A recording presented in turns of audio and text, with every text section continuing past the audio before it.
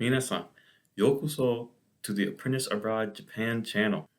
Today will be the first of a three-part series where I ask my friends, fellow artists, and former staff from my alma mater 5 questions about the new chapter of my life.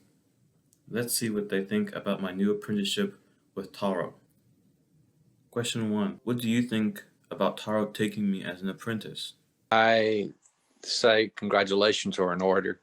I think this is wonderful. I am delighted to learn this, and that it's just a remarkable and wonderful thing that's happening.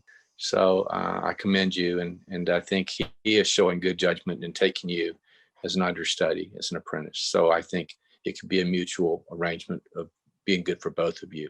I think it's a really great opportunity for you. I'm really excited. It sounds like it's a good fit from what we've talked about, and kind of a rare thing for him to do. And I think with your enthusiasm and stick with itness, that you could do the full time and learn a lot. It has been this sort of long building relationship, and I think, y'all are really fortunate that you had the opportunity to go there 2 summers ago. In terms of a foreigner actually participating in another country to, do something like an apprenticeship, which is a pretty significant commitment on both of your parts. I think that is really important for both of y'all to get to know each other, and going through the process of bringing him here to the US to present and do the workshop at the Metal Museum. I think that just gave you, like, you had to really support him while he was here, not just at the workshops, but taking him to dinner, having him to meet your family, and which I think culturally was probably really important to him. And I think, Americans also would appreciate that. So that was really important. So there's, all of that sort of that build up and building towards this, what could be a significant relationship, which I think of apprenticeships as being a big commitment on the part of the artisan, the master, and also the apprentice. Well, first of all, I think that's a wonderful opportunity for you, especially, but for anybody. I think that exchange between cultures and exchange through between looking at design and looking at craft and looking at aesthetics, cultures like that is always a excellent thing that can happen. But since you're nice and young, it makes it even better that you're getting this wonderful opportunity to pursue aspect about your career that can launch you in some new directions and all that. So it's a fabulous thing. And I must say, mean this very sincerely, it's well rewarded. I think you're an excellent candidate for this. I think it makes everybody that was associated with MCA, they should be very proud of the fact that an alum is going off and doing this. Fulfill it with the greatest ability you have. Question 2. Do you think it's important to have this project on YouTube? I think if you share these interviews, like, this will be a very good example of, COVID put some obstacles in the way. Well, not just COVID, but, distance and money and COVID put obstacles in the way, but you just keep working at building your relationship and seeking opportunities to collaborate together. So that will be a really good thing.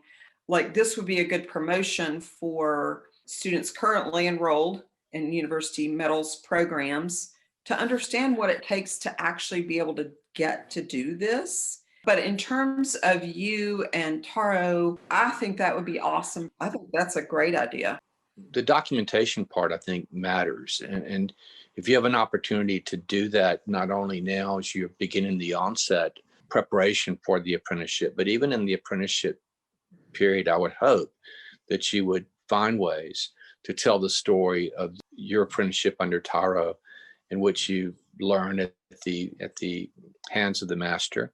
And I think that others will want to know. I mean, I think that you may develop some people that have interest in bladesmithing, others who may have interest in the culture of apprenticeship instruction.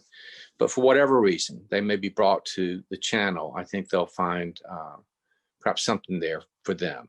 Well, I think it's really important, and it's popular for people who are able to experience something outside of what most people call their normal day-to-day life, to be able to share it.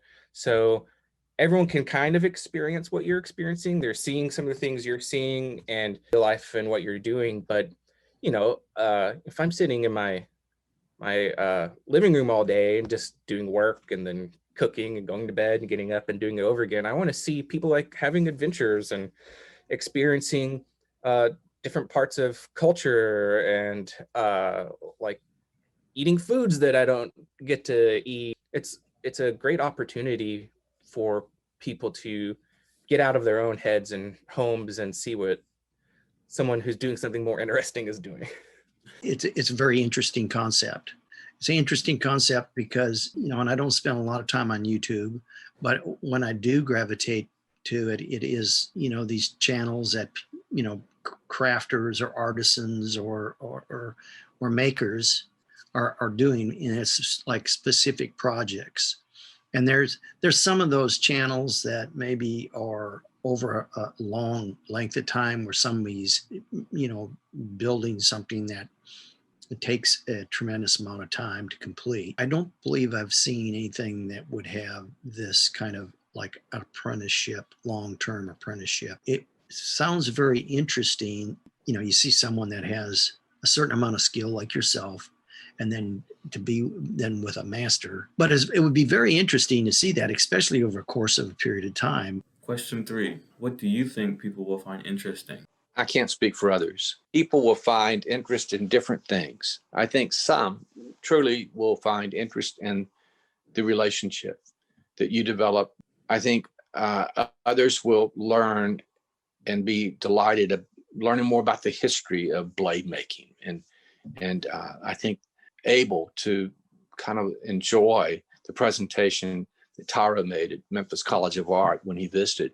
I think others will find interest in that. Well, I think it goes back to what we were talking about earlier, is to watch an apprentice, a young apprentice with moderate skills that develop over a time frame under the direction and under the hand of a master, and to watch that process and watch maybe the interaction of two, you know, an artisan that's way up here and one that's just starting out. To watch that, you know, especially to see the expanse of the topic, like I said earlier, about all the aspects of materials and processes, historical content, and how it blends into the 21st century.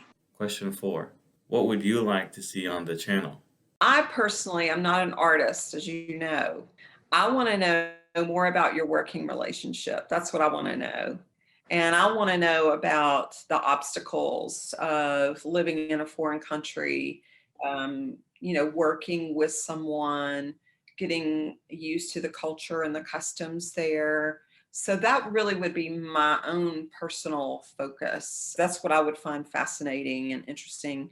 For me, I think I'm going to be interested in seeing steel come out of the forge and be pounded, and then go back in and be pounded and maybe put in water, and just the process. I think that to me is something that I would find compelling.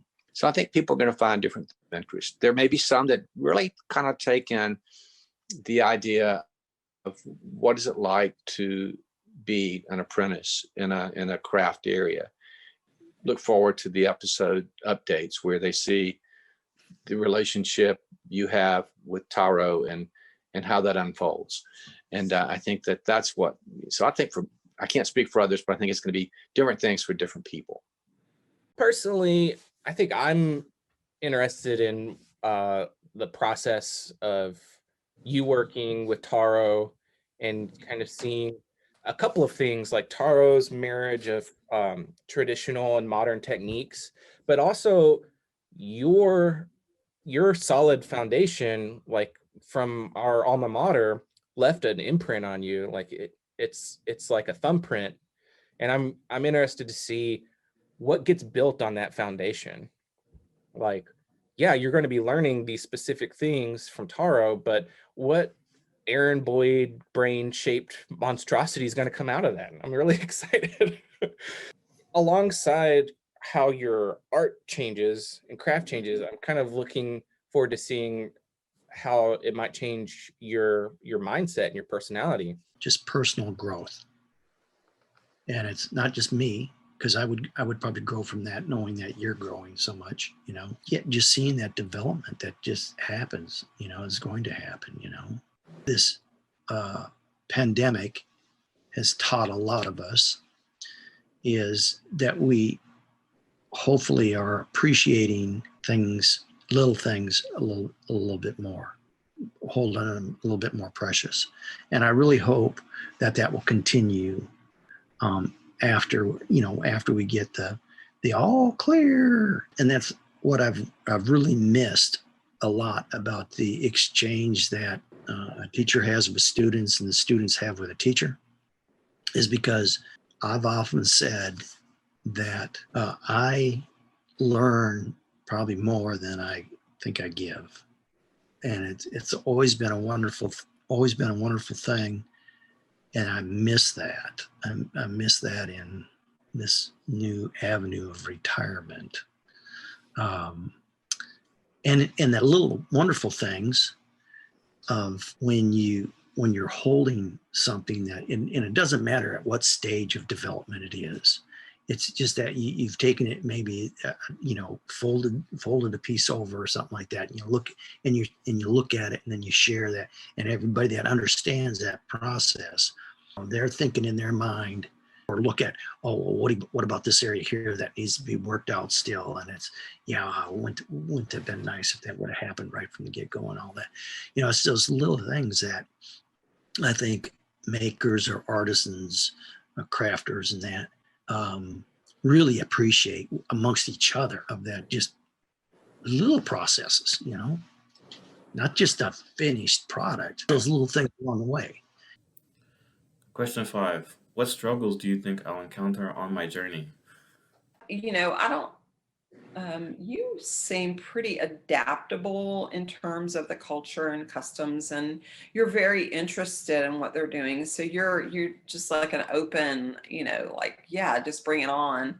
The only thing I can see maybe is just beyond, what COVID restrictions we have and all of the uncertainty that all of that brings, is maybe in your relationship with him, if y'all get to something that you can't overcome in terms of working together or something like that. But you're pretty adaptable and you're an extremely hard worker, I think. I would not have concerns about you just going and doing it. I really can't foresee any.